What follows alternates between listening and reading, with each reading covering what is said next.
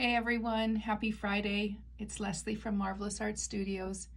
I'm showing you a little quilt that I have made from my pattern Yours Truly. I've been thinking about it. I feel like it's missing something, and I want to talk, before I go there, I want to talk about this fabric, which has this many beautiful flowers in it. Lots of color. I like it on the white, and I bought it on the black, the same exact floral.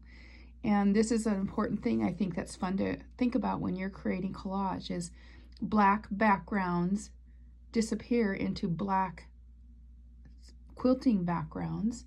Light backgrounds fade into a light background that's on this Bootcut Blooms quilt, as I used them right there, right up there. And I scattered them throughout. There's another little branchy thing from that same fabric. And what they do when they're in these spots that are on white fabric, they read as sunlight, or even some lightness and transparency, as you might see in a garden. And so the same thing happens when you put black on something black background like this vase. And so I always like to think about what I could do with some extra things that I found in this fabric. And those little extra things, little extra flowers, were these little pink flowers right here. Sometimes they're in groupings throughout this piece. Oftentimes I will try to deliberately cut them in groupings when they are printed like that. For example, right there, that grouping of 4, that grouping of 6. So I will cut them in little organic groupings, and I'm going to try and hold my camera phone one thing up here and show you where I might put these guys and hold the camera steady at the same time.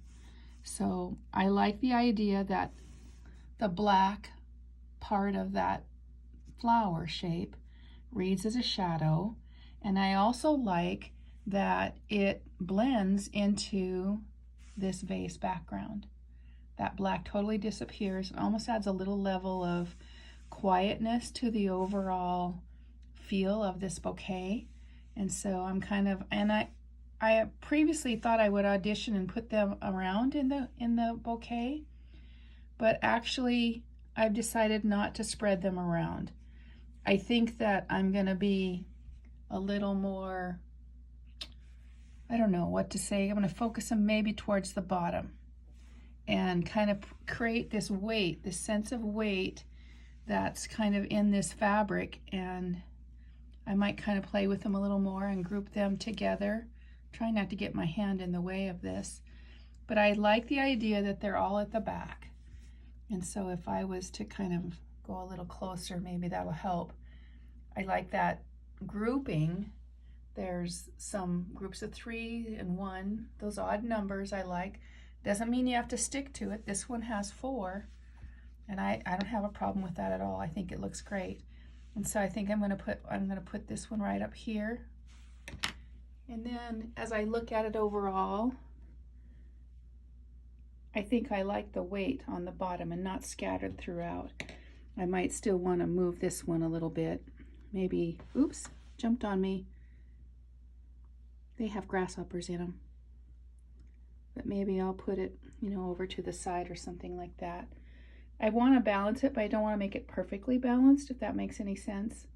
So I'm going to play around a little more with the placement of these guys. And then I like to peel and stick them onto my front top of my hand and then put them all down at once. So looking for fabric on black and white backgrounds is really a fun way to achieve some different looks in collage. Have a good one. Bye now.